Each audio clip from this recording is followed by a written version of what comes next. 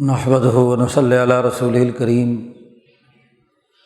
اما بعد فاعوذ باللہ من الشیطان الرجیم، بسم اللہ الرحمن الرحیم۔ قال اللہ تبارک و تعالی: وما ارسلناک الا رحمۃ للعالمین۔ وقال تعالی: لقد کان لکم فی رسول اللہ اسوۃ حسنہ۔ وقال تعالی: والذی ارسل رسولہ بالہدی ودین الحق لیظہرہ علی الدین کلہ وکفی باللہ شہیدا۔ وقال النبی صلی اللہ علیہ وسلم: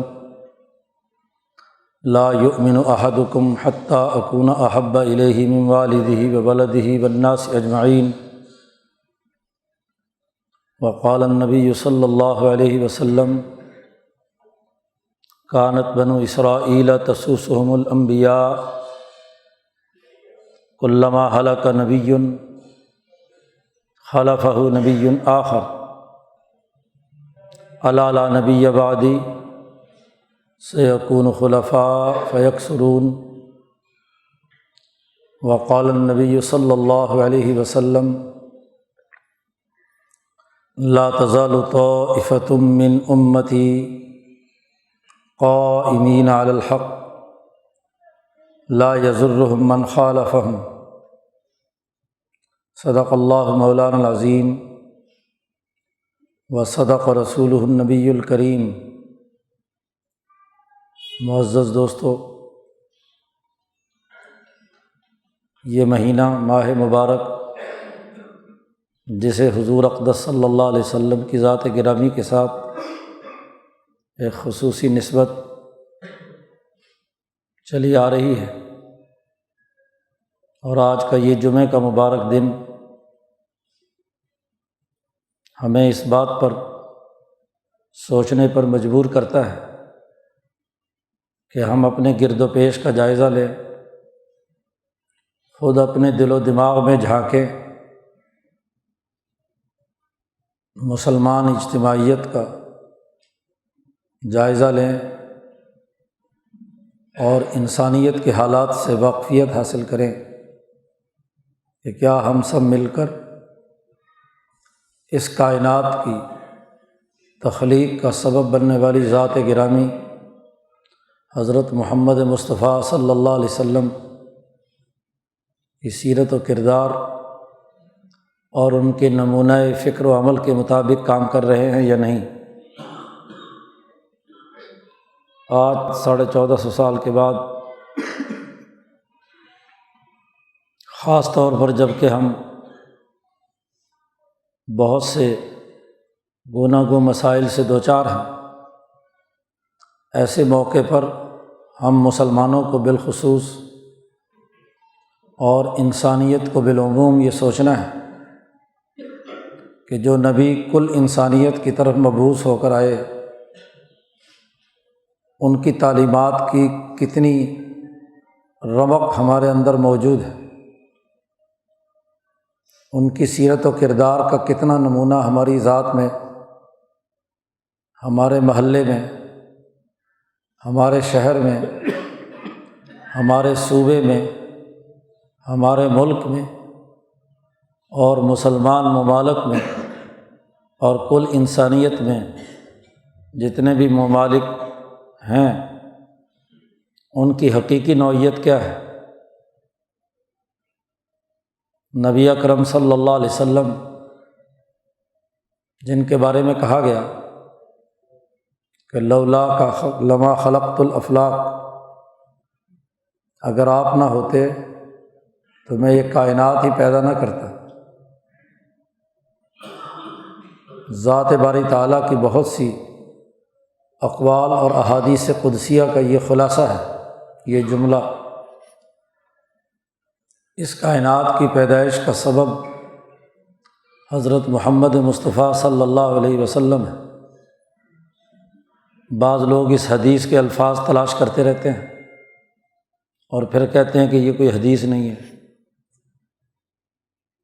تمام محققین، صوفیاء، علماء ربانیین نے اس حدیث کا پورا پس منظر بیان کیا ہے کہ بہت سی احادیث کا مجموعی طور پر یہ خلاصہ اور نتیجہ ہے کہ پوری کائنات کی تخلیق کا سبب بننے والی ذات گرامی حضرت محمد مصطفیٰ صلی اللہ علیہ وسلم کی ہے۔ وہ رحمت للعالمین بنا کر بھیجے گئے ہیں، تمام انسانیت کے لیے رحمت۔ تو کل انسانیت کی فلاح و بہبود کے لیے جو نبی آئے، تو آج انسانیت کو بحیثیت مجموعی سوچنا ہے کہ ہم پوری کی پوری انسانیت آج زحمت میں کیوں پڑے ہیں، رحمت کے ماحول میں کیوں نہیں ہے۔ یہ صرف ہماری ہی ذمہ داری نہیں، صرف مسلمانوں ہی کی ذمہ داری نہیں، کل انسانیت کی ذمہ داری ہے۔ حضور صلی اللہ علیہ وسلم نے کل انسانیت کو دعوت دی ہے۔ نبی اکرم صلی اللہ علیہ وسلم سے کہا اللہ پاک نے کہ قل یا ایھا الناس انی رسول اللہ الیکم جمیعا، کہہ دیجیے اے پیغمبر صلی اللہ علیہ وسلم کہ اے لوگوں میں تم تمام کی طرف مبعوث کیا گیا ہوں، تمام کے لیے رسول بنا کر بھیجے گئے۔ آپ کا پیغام کل انسانیت کے نام ہے۔ انسانیت کو بحیثیت مجموعی سوچنا ہے کہ کیا رسالت مآب صلی اللہ علیہ وسلم کی رسالت کے تقاضے ہم نے پورا کیے ہیں۔ انسانیت کے ساتھ ساتھ خاص طور پر وہ ذمہ دار ہیں جو حضور اقدس صلی اللہ علیہ وسلم کا کلمہ پڑھتے ہیں، لا الہ الا اللہ محمد الرسول اللہ پڑھنے والے لوگ، جو حضرت محمد مصطفیٰ صلی اللہ علیہ وسلم کو اللہ کا رسول، اللہ کی اتھارٹی مانتے ہیں، کہ وہ غور و فکر کریں کہ کیا آج ان کی دعوت، ان کے اعمال، ان کے افکار اور کردار کل انسانیت کی فلاح و بہبود کے ہیں، انسانی معاشروں کو درست کرنے کے لیے وہ کردار ادا کر رہے ہیں، یا ان کا قول و فعل انسانیت کے بنیادی اساسی اصولوں سے متصادم ہے۔ حضور کی سیرت کے مطابق ہے یا ان کی سیرت سے ماورا ہو کر محض جذباتیت، اشتعال انگیزی، بد امنی، بھوک و افلاس، قتل و غارت گری انہوں نے اپنا وتیرہ بنا رکھا ہے۔ پھر مسلمانوں میں بھی وہ جو اپنے آپ کو مسلمانوں کے رہنما، علماء، حکمران، دانشور، اپنے آپ کو پڑھا لکھا سمجھتے ہیں، پھر ان کی بالخصوص یہ ذمہ داری ہے کہ وہ یہ سوچیں، غور و فکر کریں دعوت کے اسلوب پر کہ ان کا مجموعی طرز فکر و عمل وہ انسانیت کو نجات دلانے کا ہے یا کسی خاص نسل، خاص قوم، خاص مذہب اور خاص دائرے کے اندر اپنے اپنے طبقاتی اور گروہی مفادات کے اساس پر انسانوں کی نجات کے تصورات کے تحت وہ کام کر رہے ہیں۔ رسول اللہ صلی اللہ علیہ وسلم کا ہدف تو کل انسانیت ہے۔ آپ صلی اللہ علیہ وسلم تو کل انسانیت کے لیے رحمت بنا کر بھیجے گئے۔ آپ کی ذات گرامی تو انسانیت کے لیے رہنمائی کا منارہ نور ہے۔ عالمی سطح پر بھی، قومی سطح پر بھی، اور ذاتی اور انفرادی دائرے میں بھی۔ لیکن ہم جو رہنمائی کے دعوے دار ہیں، جو حکمرانی کر رہے ہیں اسلام کے نام پر، وہ مذہب کے نمائندے ہوں یا سیاست اور حکومت کے نمائندے ہوں، ان تمام کو یہ سوچنا ہے کہ ہمارا مجموعی طرز فکر و عمل نبی اکرم صلی اللہ علیہ وسلم کی اجتماعی سوچ اور کردار کے مطابق ہے یا نہیں۔ افسوس سے کہنا پڑتا ہے کہ ہم تمام انسانوں کا بھی اور ہم تمام مسلمانوں کا بھی اور ہم تمام مذہبی رہنماؤں اور علماء کا بھی، دانشور اور پڑھے لکھے لوگوں کا بھی مجموعی طرز فکر و عمل وہ رسول اللہ صلی اللہ علیہ وسلم کی سیرت و کردار سے متصادم ہے۔ ہر ایک نے رسول اللہ صلی اللہ علیہ وسلم کے کچھ جزوی پہلو پیش نظر رکھ لیے، اسی پر پارٹیاں ہیں، اسی پر گروہ ہیں، اسی پر ممالک ہیں، اسی کے مطابق رد عمل دیا جاتا ہے، اسی کے مطابق جذباتیت اشتعال انگیزی پیدا کی جاتی ہے۔ ایک انسان جو صرف اس دنیا میں اس لیے آئے کہ انسانیت کو کامیاب بنانا ہے، انسانی معاشرے کو ترقی دینی ہے، اسے دنیا اور آخرت میں کامیاب بنانا ہے، اور اس کے لیے پوری زندگی جد و جہد اور کوشش کی۔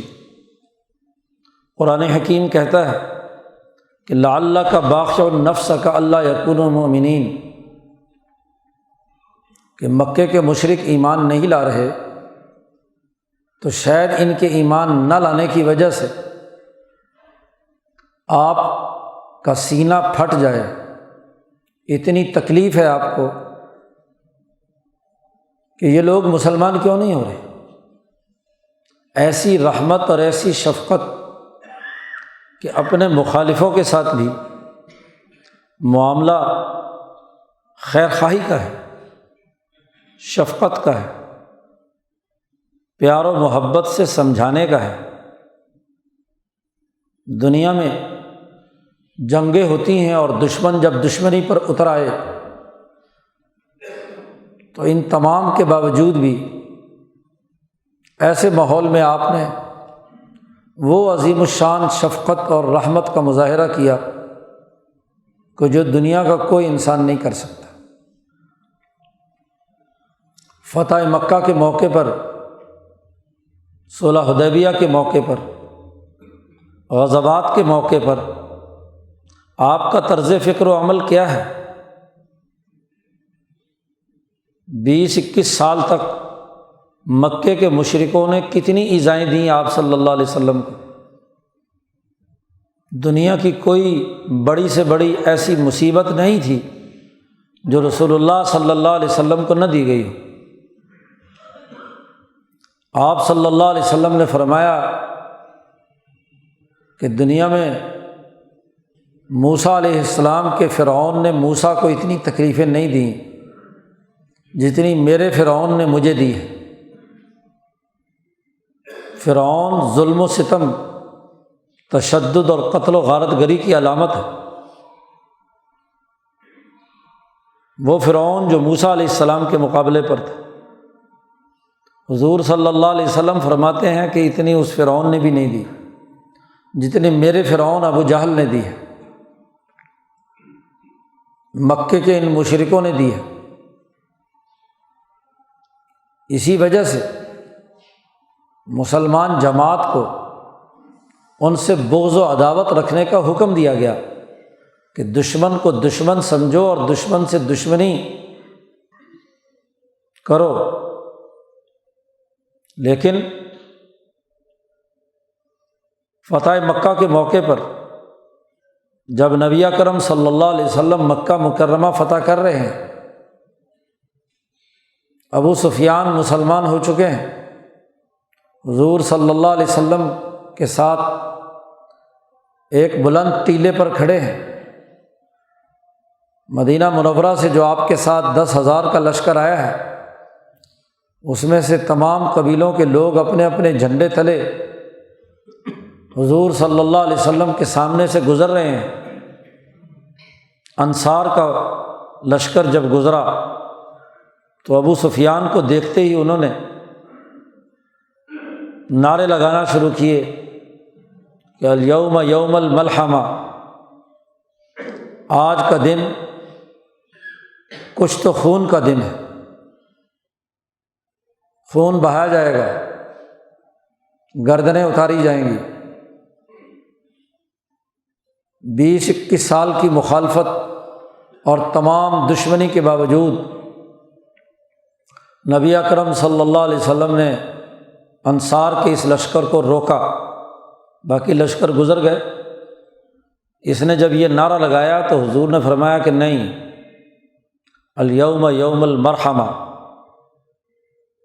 آج کچھ تو خون کا دن نہیں ہے، قتل و غارت گنی کا دن نہیں ہے، آج تو رحمت کا دن ہے، مرحمہ، ایک دوسرے پر رحمت اور شفقت کا دن ہے۔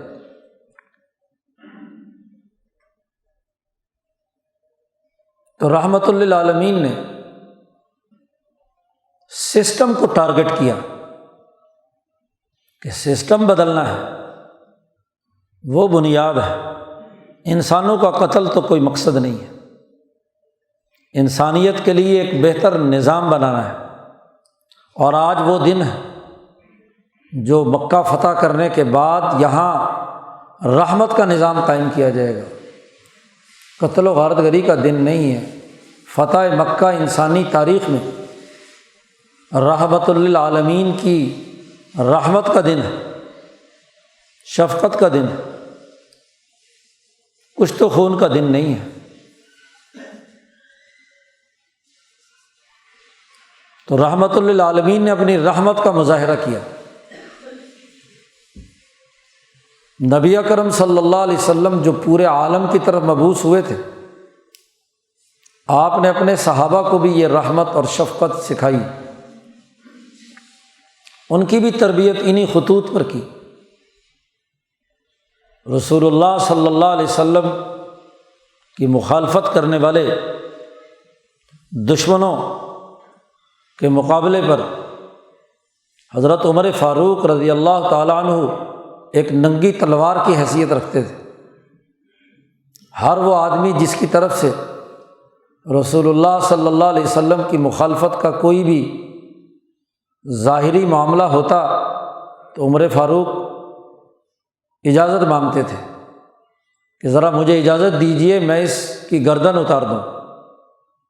سینکڑوں واقعات، لیکن نبی اکرم صلی اللہ علیہ وسلم نے کبھی ایسی اجازت عمر فاروق کو براہ راست نہیں دی کہ فلاں کی گردن اتار دو،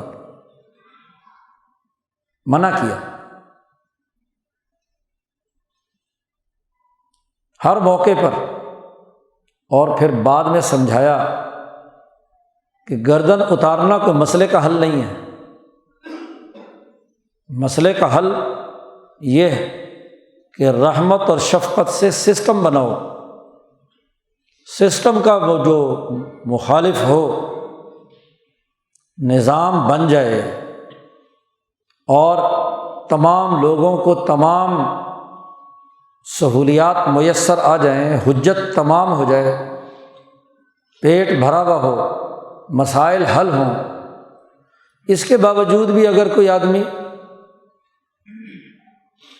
بدتمیزی کا مظاہرہ کرتا ہے، بد تہذیبی کا مظاہرہ کرتا ہے، مخالفت کرتا ہے اور محض ضد اور اناد سے، تو پھر یہ ذمہ داری عائد ہوتی ہے۔ آج توہین رسالت کے حوالے سے جتنے واقعات کا ذکر کیا جاتا ہے وہ تمام کے تمام جن کے قتل کا حضور نے حکم دیا وہ سسٹم قائم کرنے کے بعد ہے۔ رحمت اور شفقت کا نظام بنایا، تمام تر مواقع فراہم کیے، اور اس کے باوجود بھی کوئی بدبخت اپنی بدبختی سے باز نہیں آتا، تو گویا کہ وہ انسانیت میں رحمت کا نظام نہیں چاہتا، وہ زحمت کے نظام کو قائم کرنے کے لیے کردار ادا کرتا ہے۔ کعب بن اشرف جو بنو نذیر کا سردار ہے، معاہدہ ہوا اس سے پورے قبیلے سے کہ تم دشمن کا ساتھ نہیں دو گے، اس کے باوجود عہد و پیمان کر کے گیا، اور 3-4 سال کی 5 سال کی حکومت میں کبھی حضور صلی اللہ علیہ وسلم نے ان کے ساتھ کوئی ناانصافی نہیں کی، ہر موقع پر عدل و انصاف کے ساتھ فیصلے فرمائے۔ اس کے باوجود وہ 50 آدمیوں کو لے کر مکہ جاتا ہے، اور حرم کعبہ میں بیٹھ کر نبی اکرم صلی اللہ علیہ وسلم کے خلاف دشمنوں کے ساتھ معاہدہ کر کے آتا ہے۔ مدینے کی ریاست میں رہ رہا ہے، جان مال عزت آبرو کا تحفظ اس ریاست سے لے رہا ہے، رحمت اور شفقت کے تمام مواقع حضور دے رہے ہیں، اور جا رہا ہے دشمنوں کے پاس۔ حجت تمام ہو گئی، تب حضور صلی اللہ علیہ وسلم نے فرمایا کہ کون ہے جو مجھے اسے قتل کر کے راحت پہنچائے؟ تو محمد ابن مسلمہ کو بھیجا، اور اس نے اس کا کام تمام کیا، رحمت کا نظام بنایا، بلا تفریق رنگ نسل مذہب۔ مدینے کی ریاست میں 500 صرف مسلمان ہیں، 9,500 غیر مسلم ہیں، ان کے لیے رحمت کا نظام بنا کر انہیں موقع فراہم کیا کہ وہ عدل و انصاف کے تحت اپنی تمام انسانی ضروریات کی معاہدے کی پاسداری کے تحت زندگی بسر کریں، لیکن اس کے باوجود بھی خباثت سے باز نہیں آ رہا،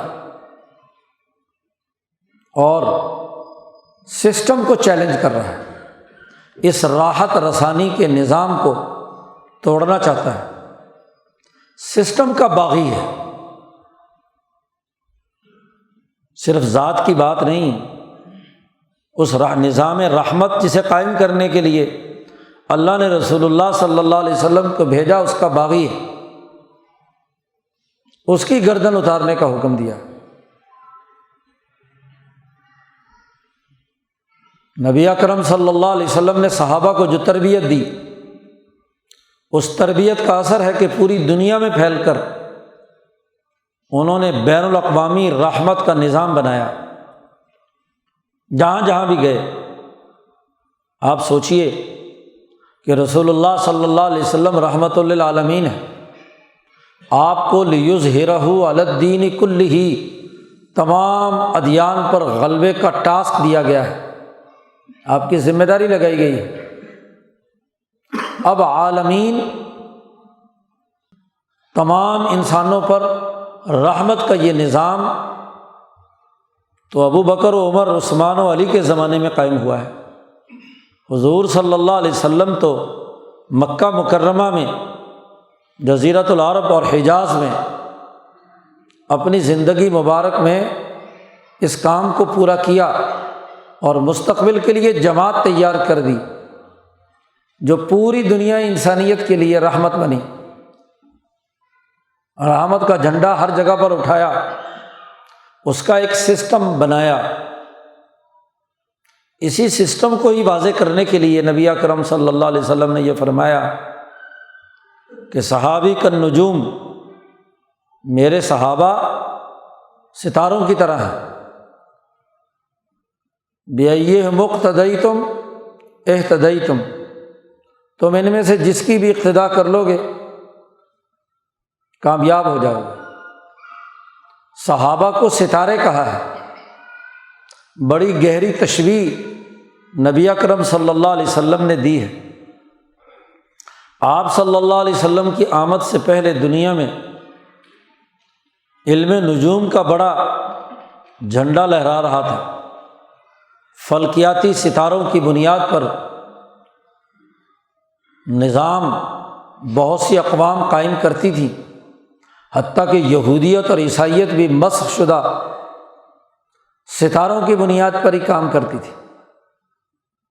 یہ ستارہ منحوس ہے، یہ ستارہ نیک وقت ہے، اس ستارے کے طلوع کے وقت یہ ہوگا اور اس کے وقت یہ ہوگا۔ ایک غزوہ کے موقع پر نبی اکرم صلی اللہ علیہ وسلم نے فرمایا، اس صبح کو جس رات کو بارش برسی تھی، کہ حضور صلی اللہ علیہ وسلم نے فرمایا کہ آج کچھ لوگ کافر ہو گئے اور کچھ مومن۔ کافر وہ جو یہ کہتے ہیں کہ مطرنا بنوع قضا، کہ ہم پر بارش برسی ہے فلاں ستارے کے طلوع ہونے کے وقت، تو ستارے کی برکت ہے کہ بارش ہوئی ہے۔ اور وہ لوگ مومن ہوئے کہ جو یہ کہیں کہ بارش اللہ تبارک و تعالیٰ نے برسائی ہے۔ تو ستاروں کا نظام تھا۔ قرآن حکیم نے ان ستاروں کے نظام کے ٹوٹنے کا اعلان کیا کہ وَالنَّجْمِ إِذَا هَوَىٰ مَا ضَلَّ صَاحِبُكُمْ وَمَا غَوَىٰ، کہ یہ ستارے ٹوٹ گئے، ٹوٹے ہوئے ستاروں کی قسم۔ پرانا علم نجوم کا تمام نظام توڑ دیا گیا۔ ادریس علیہ السلام کے زمانے میں علم نجوم کی اساس پر لوگوں کو دین کی دعوت دے کر اللہ سے جوڑا جاتا تھا، لیکن اب حنیفی تحریک کے انبیاء کے زمانے میں ستاروں کی جگہ پر اولو العزم انسانوں کی جد و جہد اور ان کے مجاہدے سے انسانیت کو اللہ سے جوڑنے کا کام کیا گیا۔ نبی اکرم صلی اللہ علیہ وسلم آخری نبی ہیں، آپ کے بعد کوئی نبی نہیں آئے گا۔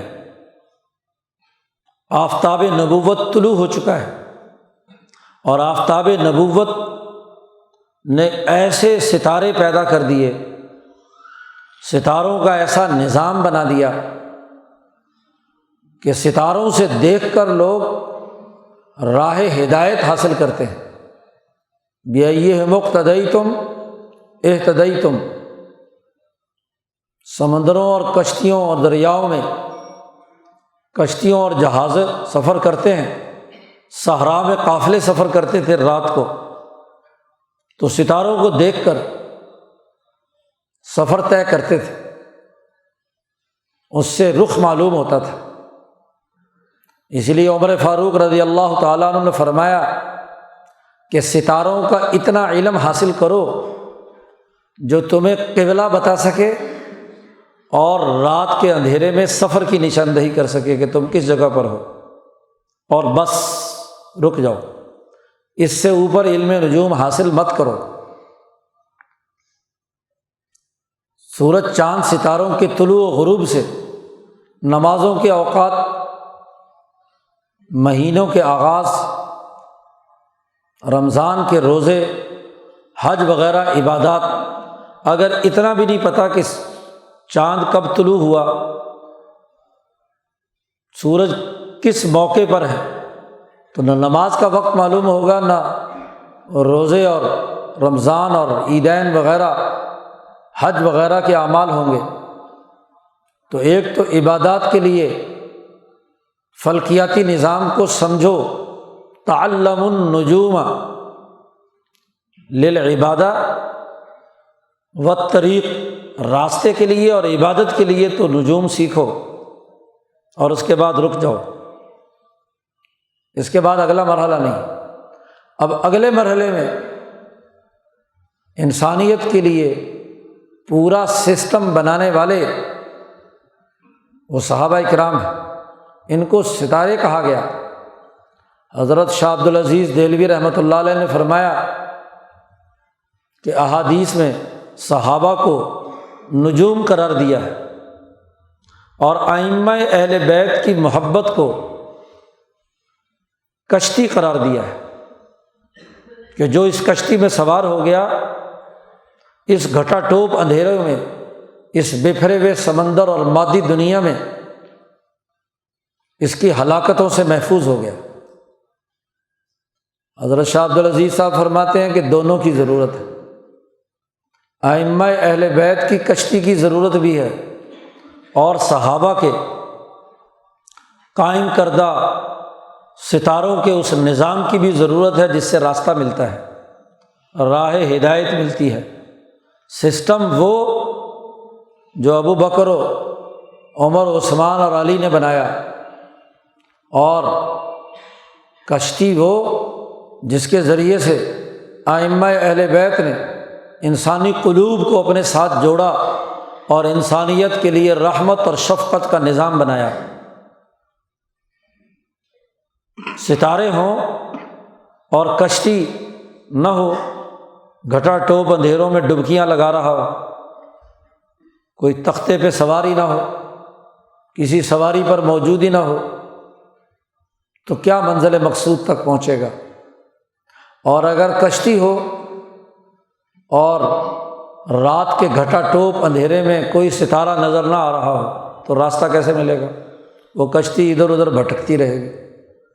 شاہ عبدالعزیز فرماتے ہیں جو حضور صلی اللہ علیہ وسلم کی رحمت للعالمین کے دو بازو ہیں، صحابہ اور ائمہ اہل بیت، یہ پوری مل کر ایک جماعت ہے۔ ان دونوں کی اجتماعیت سے پورے عالم انسانیت میں دین کا غلبہ ہوا ہے۔ حضور صلی اللہ علیہ وسلم کے تربیت یافتہ دونوں حضرات نے اپنے اپنے دائرے میں اپنا اپنا نظام قائم کیا۔ خلفائے ظاہرین نے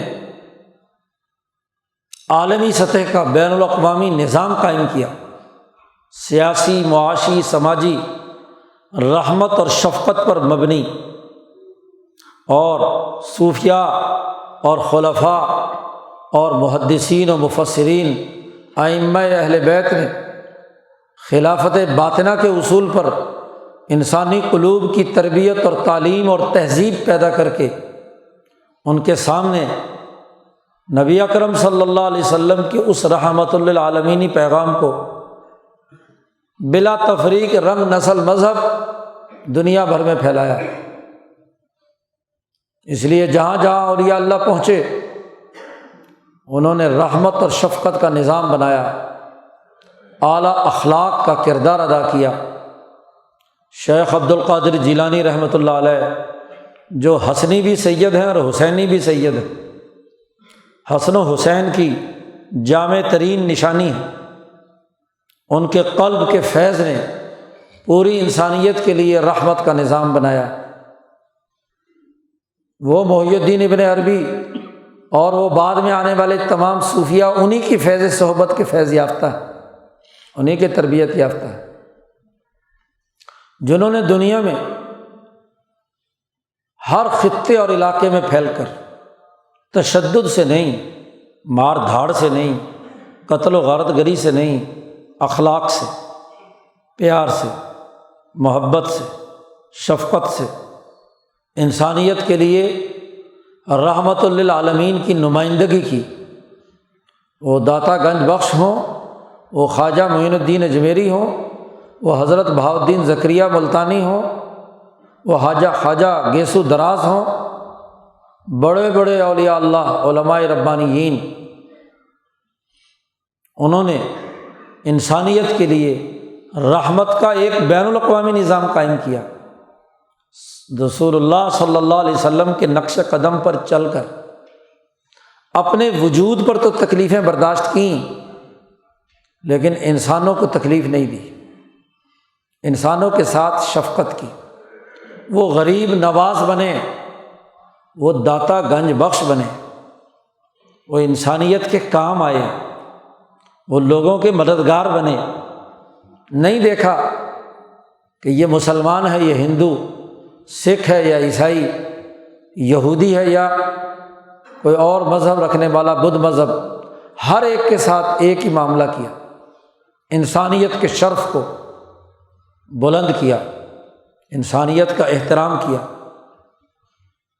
تو دیکھو لاکھوں کروڑوں انسانوں تک پیغام منتقل ہوا۔ ابن عربی کی تعلیم نے پورے مغرب میں دین کو غالب کیا۔ شیخ عبد القادر جیلانی کا فیض مغرب میں ان کے ذریعے سے ہی پھیلا۔ شعیب ابن الحسن مغربی سے اندلس، الجزائر، پورا افریقہ، اندلس، ان تمام علاقوں میں ان بزرگان دین کا فیض پہنچا۔ جب سے یہ تشدد پسند اسلام تمہارے دماغوں میں اونڈیلا گیا اور رحمت للعالمین کا وہ تصور جس میں حضور صلی اللہ علیہ وسلم کے نام پر قتل و غارت گری کا بازار گرم کیا گیا، اس نے انسانیت سے رحمت اٹھا دی۔ وہ پرتشدد بن کر میدان میں آیا، اس کے ہاتھ میں تلوار تھی، بس جو کلمہ نہ پڑھے، جو اس کے خیال کو نہ مانے، جو اس کی بات کو تسلیم نہ کرے، اڑا دو اس کی گردن۔ پچھلے 40-50 سال سے یہ تماشا دنیا کی سامراجی طاغوتی قوتوں نے مسلمان کو استعمال کر کے دنیا بھر میں کیا، بلکہ پچھلے 100 سال سے رحمت ختم، کرختگی پیدا ہو گئی، تکبر پیدا ہو گیا، توہین کے نام پر نفسانی خواہشات کو پورا کرنے کا بازار گرم کیا گیا۔ ذرا سا کسی مسئلے میں اختلاف ہو گیا، بس دوسرے کو کافر قرار دو اور قتل کرنا شروع کرو۔ یہ رسول اللہ صلی اللہ علیہ وسلم کا پیغام نہیں ہے، یہ تو بصرہ میں اس بدماش کا ہے جو برطانیہ کا ایجنٹ بن کر ہمفرے جیسے بدماشوں کا، جن کے اعترافات چھپ چکے ہیں کہ کیسے اس اسلام کو تشدد پسندی کی طرف ڈالا۔ یہ اس برطانوی جاسوس لارنس کا کردار ہے، کرنل لارنس کا، جس نے پورے جزیرۃ العرب میں تشدد کی آگ بھڑکائی۔ یہ ریڈ سی کاکس ہے جس نے کویت میں بیٹھ کر عربوں کے درمیان نفرتوں کو وہ بیج بوئے جو مسلمانوں کی بین الاقوامی حکومت اور خلافت کے خلاف اقدامات کرتے رہے۔ یہ اس انگریز سامراج کا کردار ہے جو یہاں اس بر عظیم پاک و ہند میں ایسٹ انڈیا کمپنی اور برطانوی سامراج نے ایک مخصوص نقطۂ نظر سے پرتشدد فرقہ وارانہ جنگیں شروع کی مسلمانوں کے درمیان، ڈیوائڈ اینڈ رول کی سیاست کی اساس پر، اور جذباتی مسلمان کو جذبات کے گھوڑے پر سوار کرا کے اشتعال انگیز بنا دیا۔ وہ دین کی دعوت تو دیتا نہیں، اپنے کرتوت کا ملاحظہ نہیں کرتا، انسانیت کا کردار ادا نہیں کرتا، انسانیت دشمنی کا کردار ادا کرتا ہے، اور انسان دشمنوں سے توقع رکھتا ہے کہ وہ انسانیت کا احترام کریں اور انسانیت کے رحمت کے لیے آنے والے نبی کا احترام کریں۔ خود سود خوری کا نظام بناتا ہے، خود ظلم کا سسٹم بناتا ہے، خود بد اخلاق ہے، کم تولتا ہے، جھوٹ بولتا ہے، بد امنی پیدا کرتا ہے۔ پچھلے 100 سال کی تاریخ اٹھا کر دیکھو، قتل عام کا بازار گرم کیا فلسطین میں۔ پچھلے 100 سال کی تاریخ اٹھا کر دیکھو، جزیرۃ العرب میں برطانوی فوجیوں اور جاسوسوں کی ایما پر حجاز ریلوے کو اڑایا گیا، معصوم انسانوں کا خون بہایا گیا، مکہ مکرمہ پر حملہ کیا گیا، مدینہ منورہ پر حملہ کیا گیا، انسانوں کو ذبح کیا گیا، مسلمانوں کو تباہی سے دوچار کیا، پورے جزیرۃ العرب میں قبیلوں کو غلام بنا کر آزادی سلب کر لی گئی اسلام کے ٹھیکیداروں نے۔ اس بر عظیم پاک و ہند کی 200 سالہ تاریخ اٹھا کر دیکھو، وہ غدار ابن غدار جنہوں نے انگریز سامراج کے لیے ٹوڈی پن کا کردار ادا کیا، یہاں کے جاگیردار، وڈیرے، مراعات یافتہ، بکے ہوئے مولوی، بکے ہوئے پیر، بکے ہوئے یہاں کے حکمران آج انہیں رسول اللہ صلی اللہ علیہ وسلم کی توہین کا درد جاگ اٹھا ہے۔ توہین نبی کی، انسانیت کو ذبح کرنے کے لیے تم نے اختیار کی۔ اب اس کا جبیرہ جھنڈیاں سجا کر، جلوس نکال کر، نعرے لگا کر، کسی حکمران کو گالیاں دے کر اس کا جبیرہ کیا جا سکتا ہے؟ تم نے جو رسول اللہ صلی اللہ علیہ وسلم کی توہین کی ہے، تم نے جو ان کا نظام قائم نہیں کیا۔ اس ہندوستان کو یرغمال بنانے والے کون ہیں؟ یہی لوگ ہیں۔ کیا انسانی تاریخ سے یہ بات کھرچ کر پھینکی جا سکتی ہے کہ 1857 میں بہادر شاہ ظفر کو گرفتار کرانے والا مولوی رجب علی سب سے زیادہ حضور کا عاشق رسول اپنے آپ کو قرار دیتا تھا؟ وہ غدار جنہوں نے بنگال کے حریت پسندوں کو پکڑ کر انگریزوں کے حوالے کیا اور غداری کے عوض میں جاگیریں لیں، وہ ملتان کے پیر جنہوں نے 1857 کے موقع پر ایک ایک مجاہد کو گرفتار کرا کر ایک ایک مربع زمین انگریزوں سے لی، وہ آج جشن آمد رسول منا رہے ہیں۔ وہ دنیا کے شیطان حکمرانوں کو جو توہین حضور صلی اللہ علیہ وسلم کی کرتے ہیں ان کو سبق سکھاتے ہیں۔ تم نے کیا توہین کی؟ اپنے گریبان میں بھی تو جھانکو، تمہارا کردار کیا ہے؟ 70 سال سے یہ ملک تم نے لیا ہے اسلام کے نام پر، اور روزانہ تم یہاں رسول اللہ صلی اللہ علیہ وسلم کی توہین کرتے ہو۔ حضور صلی اللہ علیہ وسلم نے فرمایا کہ سود خوری ایسی لعنت ہے کہ اس کی اللہ اور اس کے رسول سے جنگ ہے۔ 72-73 سالوں سے اللہ اور اس کے رسول سے تم جنگ لڑ رہے ہو، اور تمہیں تکلیف ہے حضور صلی اللہ علیہ وسلم کے خلاف زبان درازی کرنے والوں پر؟ پہلے تو خود جھانکو کہ تم نے کتنی تکلیف پہنچائی ہے رسول اللہ صلی اللہ علیہ وسلم کو۔ تم نے عدل و انصاف کا معاشی نظام بنایا، تم نے امن و امان کا سیاسی نظام بنایا۔ پچھلے 40 سال یہاں فساد افغانستان کے نام پر منی لانڈرنگ کی گئی، یہاں کا مالیاتی ڈھانچہ تباہ و برباد کر دیا، بینکنگ سیکٹر کے تمام رولز اور ریگولیشن تباہ و برباد کر دیے گئے۔ آج دنیا کے 35 ممالک مل کر تمہیں اپنی واچ لسٹ میں رکھیں تو کیوں؟ اس میں چین نہ ہو، اس میں سعودی عرب نہ ہو، وہ جس نے سب سے زیادہ فنڈنگ کی اس جہاد کے لیے، وہ تو اس میں شامل نہیں، اور ماشاءاللہ آپ پر پابندی ہو۔ کیوں؟ کہ سسٹم تو آپ کا تباہ کیا گیا، آپ کا نظام تباہ و برباد کیا گیا۔ آج آپ کا قریبی ترین پڑوسی جس کو چین کہتے ہیں وہ بھی اسی کا ممبر ہے، وہ کہتا نہیں جی ابھی اور اپنا مالیاتی نظام درست کرے پاکستان۔ حضور صلی اللہ علیہ وسلم نے تو کہا کافروں سے بھی معاملہ کرو تو عدل و انصاف کی بنیاد پر کرو۔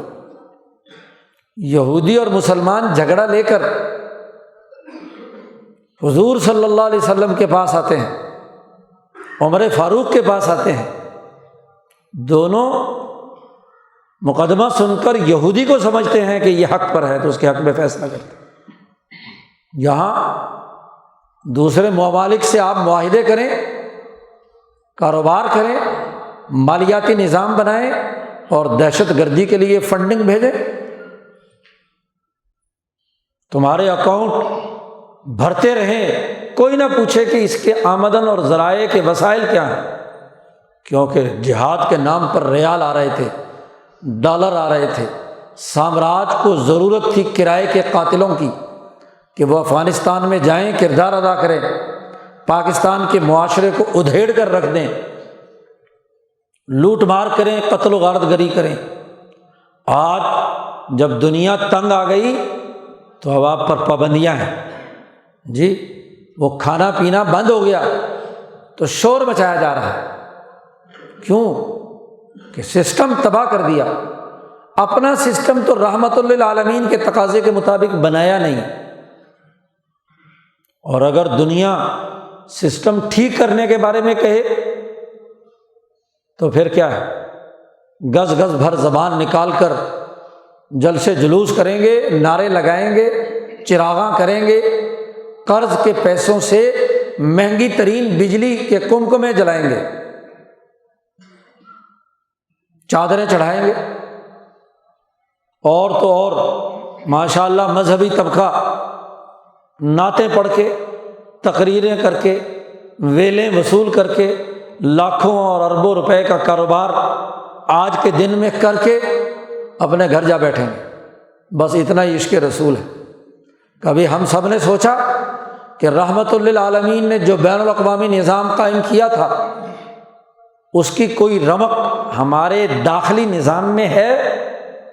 ہم نے بین الاقوامی سسٹم کو ٹھیک کرنے کے لیے کیا کردار ادا کیا؟ ہم پرجوش اور جذباتی تقریر جا کر اقوام متحدہ میں تو کر کے اس کی ویڈیو نشر کر سکتے ہیں، لیکن اس عالمی طاغوتی مالیاتی نظام کو چیلنج کرنے کی اہلیت ہے جس سے بھیک مانگتے رہتے ہو جی، اس سے قرضے لیتے ہو، جس قرضوں کے کنسورشیم سے تم پیسے لیتے ہو، تم نے کبھی یہ کہا کہ یہ قرضہ ہم واپس کرتے ہیں کیونکہ اس میں فرانس شامل ہے، اس میں بدمعاش امریکہ شامل ہے، اس میں یورپ کی فلاں فلاں طاقتیں شامل ہیں؟ نہیں، تمہاری ضرورت اس کے بغیر پوری نہیں ہو سکتی، تمہارا حقہ پانی بند ہو جائے گا۔ ہاں، نعرے لگا سکتے ہو، بڑھ کے لگا سکتے ہو، جلسے جلوس نکال سکتے ہو، رسول اللہ کا دین مٹ رہا ہے، اس پر کوئی فکر نہیں، اس کے لیے کوئی کردار نہیں، اس کے لیے کوئی جد و جہد نہیں، ان کے قائم کردہ سسٹم کو پڑھنے کی کوئی توفیق نہیں۔ کیا تمہاری یونیورسٹیوں میں، تمہارے کالجوں میں، تمہارے مدرسوں میں، تمہاری مسجدوں میں، تمہارے پیر خانوں میں حضور کا قائم کردہ سسٹم پڑھایا جاتا ہے؟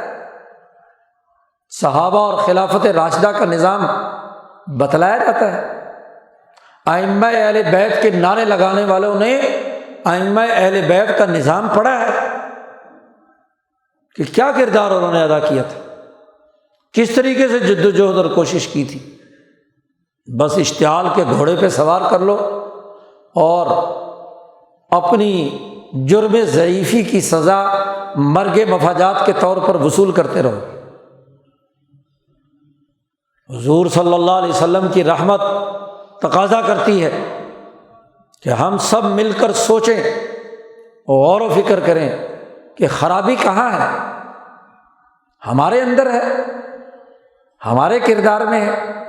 سب سے پہلے تو اپنے گریبان میں جھانکنا چاہیے، کیوں جرأت ہوئی کسی ظالم حکمران کی کہ وہ آپ کے نبی پر انگلی اٹھائے؟ کیوں؟ اس کا سبب پہلے اپنے اندر تلاش کرو، اپنے اندر جدوجہد اور کوشش پیدا کرو کہ تم اگر انسانیت کے لیے بلا تفریق رنگ نسل مذہب کردار ادا کرنے والا طاقتور سیاسی اور معاشی سسٹم قائم کر لو تو کسی کے مجال نہیں کہ وہ کسی بھی طرح سے کوئی گفت بات کر سکے۔ لیکن جب کمزور ہے، مالیاتی بدعنوانی ہے، سیاسی بد امنی ہے، دہشت گردی کو فروغ دیتے ہیں، قتل و غارت گری کے فتوے جاری کیے جاتے ہیں، تمہارے مذہبی رہنما منبر پر بیٹھ کر آگ اگلتے ہیں، قتل و غارت گری کا درس دیتے ہیں، اپنے آباء و اجداد کو، ان کی عزت اور احترام کو وہی لوگ قائم کر سکتے ہیں جو مضبوط کریکٹر کے ہوں، جو اپنا نظام قائم کریں، خود ان اعلیٰ اخلاق کے حامل ہوں۔ وہ قوم کیسے حفاظت کرے گی اپنے بزرگوں اور بڑوں کا کہ جو خود ان کے طے کردہ نظام پر نہیں ہے، ان کے بنائے ہوئے رحمت اور شفقت کے نظام کے اندر نہیں ہے، دعوت دینے کا وہ انداز اور اسلوب نہیں ہے۔ محققین، علماء ربانیین، صوفیاء کرام اور درد دل رکھنے والے رہنماؤں کے کردار سے روگردانی کر کے جھوٹے رہنماؤں کے پیچھے چلنے کا نتیجہ یہ ہے کہ آج ہمارا کردار، ہمارے افعال دشمنوں کو یہ موقع دے رہے ہیں کہ وہ ہمیں دیکھ کر رسول اللہ صلی اللہ علیہ وسلم کے بارے میں زبان درازی کریں، اور کمزور آدمی خود کریکٹر نہ رکھتا ہو، وہ لاکھ گالیاں دے، توہین کرنے والے کو کہے کہ جی گدی سے زبان نکال لیں گے، یہ کر دیں گے، وہ کر دیں گے، تو وہ خالی خولی بڑکیں یا خواہشات ہوتی ہیں، عمل کرنے کی اہلیت اور صلاحیت نہیں ہوتی۔ ربیع الاول کا یہ مبارک مہینہ جو رسول اللہ صلی اللہ علیہ وسلم کی سیرت و کردار کے تمام پہلوؤں کے مطالعے کا مہینہ ہے، ان کے قائم کردہ سسٹم کا مہینہ ہے، ان کے بنائے ہوئے نظام اور جاری کردہ طریقہ کار اور سنتوں کا مہینہ ہے، ادھر تو توجہ نہیں ہے۔ کتنا قدر افسوسناک بات ہے کہ حضور صلی اللہ علیہ وسلم کے وہ ذاتی اعمال و افعال جو امت پر فرض اور واجب نہیں ہیں، ان کا تو بڑا زور شور سے تذکرہ کیا جاتا ہے۔ حضور صلی اللہ علیہ وسلم کی زلفیں ایسی تھی، حضور صلی اللہ علیہ وسلم پگڑی ایسے رنگ کی پہنتے تھے، حضور صلی اللہ علیہ وسلم کا جبہ ایسا تھا، حضور صلی اللہ علیہ وسلم خوشبو ایسی استعمال فرماتے تھے، حضور کھانے میں یہ استعمال فرماتے تھے، فلانی چیز استعمال کرتے تھے، وغیرہ وغیرہ۔ یہ تو سنن زوائد ہیں، لازمی نہیں ہے کہ تمام انسان اس کی اتباع کریں۔ ایک کو شریعت میں سنن ہدا کہا جاتا ہے جو سسٹم سے متعلق ہے، معاشی نظام کیا قائم کیا، سیاسی نظام کیسا بنایا، نماز پڑھنے کا طریقہ کیسا بنایا، حج کرنے کا، زکوٰۃ دینے کا، اسی طریقے سے روزہ رکھنے کا، لوگوں کے ساتھ معاملات طے کرنے کا، صداقت اور امانت کا، وغیرہ وغیرہ۔ سنن ہدا جس پر سسٹم بنا ہے، یہ ہر آدمی پر لازم ہے، ہر مسلمان پر لازم ہے، اور ہر انسان کو اس کی دعوت ہے کہ وہ اس بہتر طریقہ کار اور سسٹم کو اپنائے۔ اس پر کوئی گفتگو نہیں ہے، سنن زوائد پر گفتگو ہے۔ صحابہ اکرام اور خلافت راشدہ میں انہی چیزوں کو واضح کیا۔ امام شاہ ولی اللہ فرماتے ہیں کہ عمر فاروق رضی اللہ تعالیٰ عنہ کا سب سے بڑا کارنامہ یہ ہے کہ آپ نے انسانیت کے لیے بین الاقوامی نظام قائم کیا اور بتلا دیا کہ یہ سنن ہدا ہیں، ان کی اتباع ضروری ہے۔ اور یہ سنن زوائد ہیں، کوئی سنن ہدا پر عمل کرنے کے بعد، سسٹم قائم کرنے کے بعد واقعی حضور صلی اللہ علیہ وسلم کے عشق و محبت میں حضور صلی اللہ علیہ وسلم کے لباس کی اتباع کرے، آپ کی زلفوں کی اتباع کرے، آپ کی خوشبو کی اتباع کرے، تو پھر اسے عشق کی وجہ سے، محبت کی وجہ سے ضرور فائدہ ہوگا۔ لیکن یہ فرض اور واجب نہیں ہے کہ دنیا پر مسلط کر کے کہو کہ تم ایسے بنو تو پھر تو ٹھیک ہے، ورنہ نہیں۔ جن سنن ہدا کی دعوت آپ غیر مسلموں کو دینا چاہتے ہیں، جس دین اسلام کے سسٹم کی، اس کو اپنے ہاں تو قائم کرو، اپنے معاشروں میں تو بناؤ۔ اپنے آپ تو یورپ کا، برطانیہ کا، امریکہ کا، فرانس کا، اٹلی کا، یورپین ملکوں کا سسٹم قائم کیے ہوئے ہو، اور ان لوگوں کو سبق سکھانا چاہتے ہو کہ تم ہمارے سسٹم بنانے والے کے بارے میں بات نہ کرنا۔ عجیب بات نہیں ہے؟ دوسروں کو دعوت دے رہے ہیں اور خود ان کا سسٹم چلا رہے ہیں۔ آج تو غیرت سے ڈوب مرنا چاہیے ان کو، اور اعلان کرنا چاہیے کہ چونکہ فرانس کے بدمعاش نے یہ کام کیا ہے، لہذا ہم فرانسیسی نظام، برطانوی نظام کو طلاق دیتے ہیں۔ ذرا جرأت کا مظاہرہ کریں نا۔ ہم یہ سرمایہ داری نظام جس کی جڑیں وہاں یورپ میں مستحکم ہوئی ہیں، اس یورپی یونین کے اس سسٹم کو ہم 3 طلاق دیتے ہیں۔ اور ہم رسول اللہ صلی اللہ علیہ وسلم کو سسٹم کو اپنے ملک میں قائم کریں گے، پھر تو مزے کی بات ہے جی۔ ان کی اشیاء نہیں خریدیں گے، ان کی جناب سپر مارکیٹ سے چیزیں نہیں خریدیں گے، یہ کیا بات ہوئی؟ ان کے پورے سسٹم کا انکار کرو۔ ذرا آج انکار کر کے 57 مسلمان ملک اعلان کریں کہ ہم سرمایہ داری نظام ہمیں قبول نہیں، ہم نہیں مانتے اس بین الاقوامی نظام کو جو مسلمانوں کے نبی کی توہین کرتا ہے، ہمارے سسٹم بنانے والے کی توہین کرتا ہے، ہم اپنے سسٹم بنانے والے کا نظام اپنے ملک میں قائم کریں گے، رسول اللہ صلی اللہ علیہ وسلم کا نظام۔ تو دیکھو یہ یورپ تمہارے ساتھ کیا کرتا ہے، پھر پتہ چلے گا تمہاری بہادری، تمہاری دلیری، تمہاری جرأت کا۔ یہ بس اوپر سے حلق سے اوپر نعرے لگا دیے، ہاں جی، ٹویٹر بھر دیا، فیس بک بھر دیا، واٹس ایپ بھر دیا۔ اچھا جی، بھر دو گے، زیادہ سے زیادہ شیئر کرو گے تو پیسے کس کے پاس جائیں گے؟ انہی کے پاس جائیں گے نا جی، انہی کے اکاؤنٹ میں جائیں گے۔ تو ان کو تو اس کا بھی بڑا فائدہ ہے کہ شیئر کرو، بس جو مسلمان حضور سے محبت رکھتا ہے اس کو اتنے لاکھوں دفعہ شیئر کرے۔ یہ کیا تماشا ہے؟ اس کا فائدہ معاشی طور پر کس کو ہے؟ اسی کو ہے۔ پھر ایک آدھ فرانس ہی کیا، تمام کولڈ ڈرنک یورپین اور سامراجی ملکوں کے پابندی لگاؤ، تمام فاسٹ فوڈ بند کر دو، تمام چیزیں جو ہیں ان کا بائیکاٹ کرو، ان کے سرمایہ داری نظام کا بائیکاٹ کرو، اپنا سسٹم بناؤ، اپنا بینکنگ سیکٹر کھڑا کرو، اپنی اقتصادی ڈھانچہ کھڑا کرو، اپنا سیاسی نظام قائم کرو۔ یہ ہے رسول اللہ صلی اللہ علیہ وسلم سے محبت۔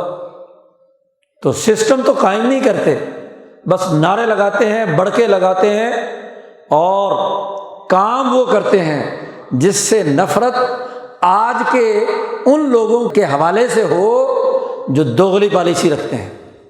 ٹرمپ، ہاں جی، سعودی عرب کو کہتا ہے 15 دن میں اس کی سپورٹ نہ کروں تو اس کی حکومت چھٹی ہو جائے گی۔ کیا اس غیرت پر کبھی سعودی عرب نے کوئی رد عمل دیا؟ آج جتنے لوگوں نے اپنے نام کے ساتھ محمد لگا رکھا ہے جی، اور وہ کہیں بم مار کر اڑانے کے لیے چلے جائیں کسی کو، اور یہ جو دہشت گرد ہے جس نے اپنا نام محمد رکھ لیا ہے جی، اس دہشت گرد کے بارے میں کوئی دنیا بات کرے تو آپ کیا کہیں گے؟ ہاں جی، اور آپ کہیں، آپ کو کہا جائے دیکھو جی یہ رسول اللہ صلی اللہ علیہ وسلم کی توہین کر دی۔ بھائی بیٹا تعارف کرا رہا ہے نا باپ کا جی، سوچا ہے کبھی گریبان میں جھانک کر کہ اگر آپ کے دونوں محمد بڑے بڑے سردار اسرائیل سے ایگریمنٹ کر رہے ہیں، وہ محمد ابن زید اور وہ MBS اسرائیلیوں کے ساتھ معاہدے کر رہے ہیں، یہودیوں کے ساتھ محبت کی پینگیں بڑھا رہے ہیں، فلسطینیوں پر مظالم ڈھا رہے ہیں، وہ کہیں گے یہ ایسے ہی ہوتے ہیں، 30-40 سال مخالفت کرتے رہے اور اب مفاد ہوا تو گرگٹ کی طرح بدل کر کیا ہے، امن کا معاہدہ کر کے سفیر بھی ادھر سے ادھر بھیج دیے اور تعلقات بھی بحال کر دیے، تو کیا آپ کی قدر ہے؟ آپ کی حیثیت کیا رہی؟ گریبان میں جھانکو، سوچو اور غور و فکر کرو کہ رسول اللہ صلی اللہ علیہ وسلم کو بدنام کرنے والے کہیں ہم خود تو نہیں ہیں؟ ہمارا کردار کیا ہے؟ آج مسلمان کو جرأت اور دلیری کے ساتھ اعلان کرنا چاہیے کہ آج ہم اس سرمایہ داری نظام کو، یہ جو مغرب اور یورپ کا سامراجی نظام مسلمانوں کے 57 ملکوں میں موجود ہے، اس کو لپیٹ کر تمہارے منہ پر مارتے ہیں، لو نظام اپنا پکڑو، ہم اپنا نظام قائم کرتے ہیں۔ رسول اللہ صلی اللہ علیہ وسلم کا نظام، ان کا سسٹم، ان کی طاقت اور قوت ہم بنیں گے۔ تو اب آپ اپنی طاقت اور قوت پیدا کرو تو کس کی مجال ہے کہ جو آپ کے نبی اور آپ کے سسٹم بنانے والے کی کوئی توہین کرے؟ دنیا کے 2 نظام موجود ہیں، کیا سرمایہ دار ملکوں میں ایڈم اسمتھ کی توہین کی جا سکتی ہے؟ نہیں۔ کیا سوشلسٹ ملکوں میں جنہوں نے نظام قائم کیا ہے کسی مارکس لینن کی توہین کی جا سکتی ہے؟ نہیں۔ یہ آزادی اظہار کے نام پر ہمارے نبی کے بارے میں غلط سلط باتیں اور توہین آمیز جملے یہ اس وجہ سے ہیں کہ ہم نے خود اپنے نبی کی عزت نہیں کی، ہم نے اپنے نبی کا نظام قائم نہیں کیا، ان کا سسٹم اپنی سوسائٹی میں قائم نہیں کیا۔ اور جب ہمارا کردار منافقت کا ہے، دھوکہ دہی کا ہے، دوغلی پالیسی کا ہے، تو دشمن سے ہم یہ توقع کیسے رکھیں کہ وہ ہمارے اس دوغلے کردار کے باوجود ہمارے لیے کوئی پھول برسائیں گے؟ دشمن نے تو دشمنی کرنی ہی کرنی ہے، دشمن ہوتا ہی وہ ہے جو دشمنی کرتا ہے، اور دشمن کا جواب نعروں سے نہیں ہوتا، جو دشمن کا جواب کام سے ہوتا ہے، محنت سے ہوتا ہے، جدوجہد سے ہوتا ہے۔ مکہ مکرمہ کے یہ دشمن حضور کے خلاف کیا کیا زبان درازی نہیں کرتے تھے، اس کا جواب حضور صلی اللہ علیہ وسلم نے مکہ فتح کر کے دیا، اور پھر جتلایا بھی نہیں، کہا لا تثریب علیکم اليوم، آج تمہارے اوپر کوئی الزام نہیں ہے، سسٹم بنا کر دیا۔ عمر فاروق نے قیصر و کسریٰ کو شکست دے کر دیا، وہ کسریٰ ایران جس نے رسول اللہ صلی اللہ علیہ وسلم کا خط توہین امیز انداز میں پھاڑ کر ٹکڑے ٹکڑے کر دیا تھا، حضور صلی اللہ علیہ وسلم نے بد دعا دی کہ اللہ اس کی سلطنت کو ٹکڑے ٹکڑے کر دے۔ عمر فاروق نے اس کی ریاست کے ٹکڑے کر کے پورے حصوں میں بکھرے کر کے اس کی حکومت کا سرے سے خاتمہ کر کے اس کو جواب دیا۔ نعرے لگانے سے صرف کام بنا نہیں، صحابہ کی جماعت تیار کی، عالمی انقلاب برپا کیا، اس پورے نظام کو توڑ کر جواب دیا۔ تو آج تو جواب دینا ہے تو مرد بنو، بہادر بنو، جرأت پیدا کرو، عدم تشدد کے اصول پر اپنا نظام خود اپنا قائم کرو، سیاسی اور اقتصادی طاقت پیدا کرو، جرأت اور دلیری پیدا کرو، اپنا نظام بناؤ، خود عزم کرو کہ آج کے بعد سچائی کا نظام قائم کریں گے، نہ جھوٹی عدالتیں ہوں گی، نہ جھوٹی سیاست ہوگی، نہ جھوٹا مذہب ہوگا، نہ جھوٹا پروپیگنڈا ہوگا، نہ جھوٹی طور پر کسی کی تہمت، کسی پر الزام تراشی کریں گے، جھوٹ کا قلعہ کما کریں گے، سچائی کا نظام بنائیں گے، ظلم کا خاتمہ کریں گے، عدل کا نظام قائم کریں گے، سسٹم بنائیں گے۔ تو پھر تو آج کا دن منانا وصول ہے، اور صرف حلوے مانڈے کھا کر، نظر و نیاز وصول کر کے، تقریروں کے چندے اور پیسے لے کر، تقریروں میں اور محافل میں کئی لاکھ کی تقریر کر کے جیبیں بھر کے گھر چلے جائیں، اور پھر کہیں جی بڑے عاشق رسول ہیں، بڑی نظم پڑی ہے، حلق سے اوپر حضور کی سیرت بیان کی ہے، اندر کوئی کسی قسم کی اس کی کوئی اثر اور تاثیر نہیں، نظام اس کے مطابق نہیں، کردار اس کے مطابق نہیں۔ آج ہمیں اپنا کردار بدلنا ہے، اپنی سوچ بدلنی ہے، اپنا نظریہ بدلنا ہے، اپنی دعوت کو انقلابی بنانا ہے، جیسے حضور صلی اللہ علیہ وسلم نے انقلاب برپا کیا، جیسے صحابہ نے آپ کے اس انقلابی پیغام کو دنیا بھر میں پھیلایا۔ اگر یہ ہمارا کردار ہے تو ہم واقعی رسول اللہ صلی اللہ علیہ وسلم کے سچے عاشق ہیں، حضور کی سیرت پر عمل کرنے والے ہیں۔ اور اگر یہ نہیں تو بابا کہانیاں ہیں، جتنی مرضی کہانیاں ڈالتے رہو، اور 200 سال سے کہانیاں ہی ڈال رہے ہیں، کہانیوں سے دنیا میں کچھ نتیجہ نہیں نکلتا۔ قرآن نے کہا ہے وہ بھی اساطیر الاولین ہے، پچھلوں کی قصے کہانیاں ہیں، سناؤ اور ختم کرو۔ آج ہمیں کہانی بننے کے بجائے کردار بننا ہے، جدوجہد کرنی ہے، یہی جدوجہد راستہ ہے دنیا اور آخرت میں کامیابی کا۔ رسول اللہ صلی اللہ علیہ وسلم کے سامنے سرخرو ہونے کا، ان کا نظام قائم کر کے ہی دنیا اور آخرت کی کامیابی ہے۔ اللہ تعالی ہمیں اپنے آپ کو بدلنے، سیرت کے مطابق اپنا کردار ادا کرنے کی توفیق عطا فرمائے۔ وآخر دعوانا الحمد للہ رب العالمین۔